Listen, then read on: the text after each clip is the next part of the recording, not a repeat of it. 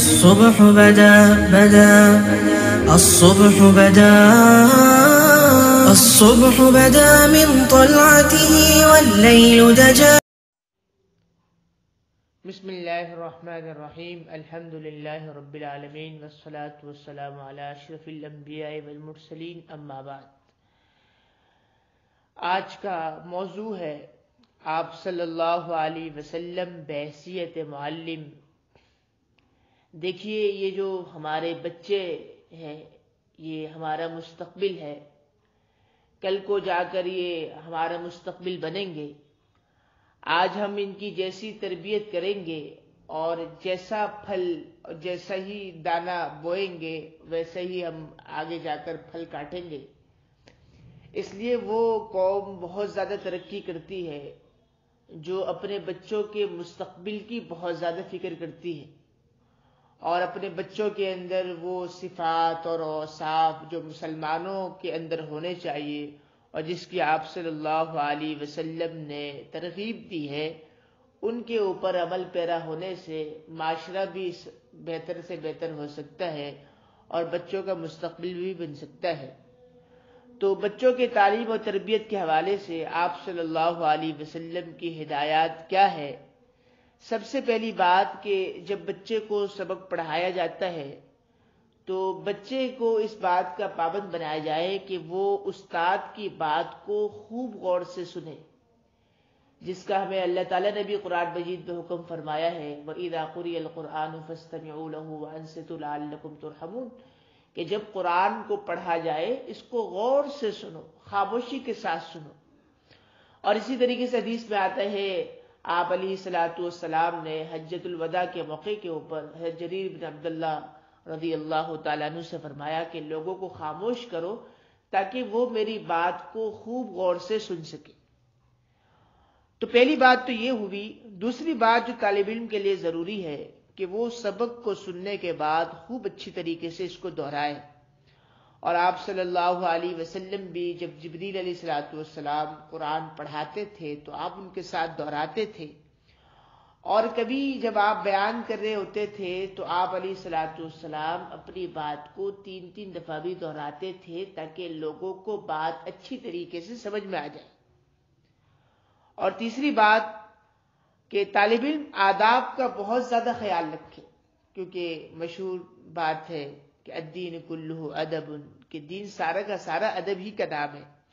اور جبریل علیہ الصلوۃ والسلام جب آپ صلی اللہ علیہ وسلم کی خدمت میں آئے تھے طالب علم بن کر، تو 2 زانوں ہو کے بیٹھے تھے تشہد کی شکل میں ادب کے ساتھ، اس لیے کہ علم جو حاصل ہوتا ہے وہ ادب کے ساتھ حاصل ہوتا ہے. اور چوتھی چیز جو طالب علم کو کرنی ہے وہ شرم اور تکبر سے بچے، اس لیے کہ شرم کے ساتھ علم حاصل نہیں ہو سکتا، تکبر کے ساتھ علم حاصل نہیں ہو سکتا، عاجزی کے ساتھ علم حاصل ہوتا ہے. تو علم کے اندر جو چیزیں رکاوٹ بن جاتی ہے، ایک تو شرم اور حیا رکاوٹ ہوتی ہے اور اس کے ساتھ ساتھ تکبر بھی رکاوٹ بن جاتا ہے. اور والدین اور منتظمین کے لیے جو آپ صلی اللہ علیہ وسلم کی سیرت سے جو ہدایات ہے کہ منتظمین حضرات طلبہ کو اچھا ماحول فراہم کریں، خاموشی، ڈسپلن اور اس کے علاوہ جتنی بھی ایک کلاس کی جو چیزیں ہوتی ہے، جو خوبیاں ہوتی ہے، ان ساری خوبیوں کو فراہم کریں. اور جو طالب علم کا مقصد ہے، تعلیم کا مقصد ہے، وہ منتظمین حضرات بار بار مختلف اسلوب سے اس کو سمجھاتے رہے کہ ہماری تعلیم کا مقصد یہ ہے.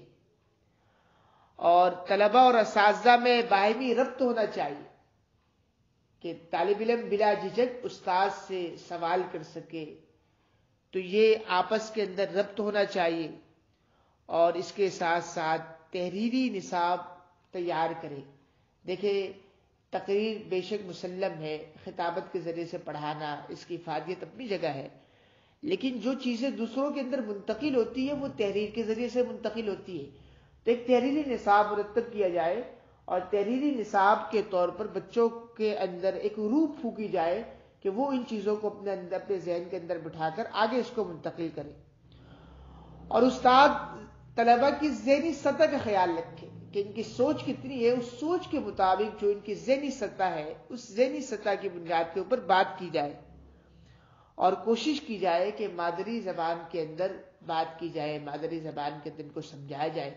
چونکہ جو دیگر زبانیں ہوتی ہیں ان میں طالب علم اتنا زیادہ نہیں سمجھ سکتا جتنا مادری زبان کے اندر سمجھ سکتا ہے.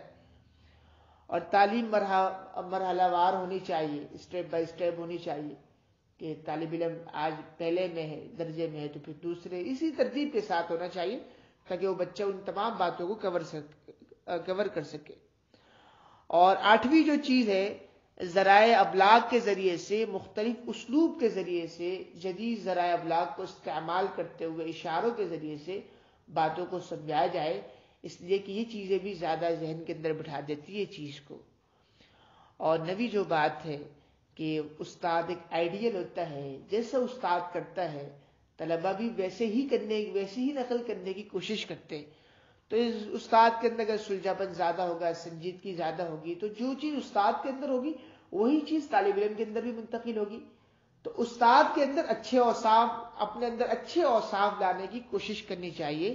اور جو آخری چیز ہے وہ تعلیم کے اندر مار پٹائی نہیں ہونی چاہیے. بی بی عائشہ صدیقہ رضی اللہ تعالیٰ عنہ فرماتی ہے کہ آپ صلی اللہ علیہ وسلم نے اپنی زندگی میں کبھی کسی بچے کو نہیں مارا. تو تعلیم پیار محبت کے ساتھ ہونی چاہیے. پیار محبت کے ساتھ اگر ہم تعلیم دیں گے تو اس کی برکت سے تعلیم کا جو اصل مقصد ہے، جو اصل روح ہے، وہ طالب علم کے اندر آئے گی. اور ان اصولوں کے اوپر عمل کرتے ہوئے انشاءاللہ ہمارا معاشرہ پھلے گا، پھولے گا، اور یہی بچے آگے جا کر ہمارا مستقبل ہوں گے اور قوم کا مستقبل ہوں گے. اور انہی کے ذریعے سے اللہ تعالی ہمارے معاشرے کو بہتر سے بہتر بنائیں گے. اللہ تبارک و تعالی ہمیں ان تمام باتوں پر عمل کرنے کی توفیق نصیب فرمائے. وآخر دعوانا الحمدللہ.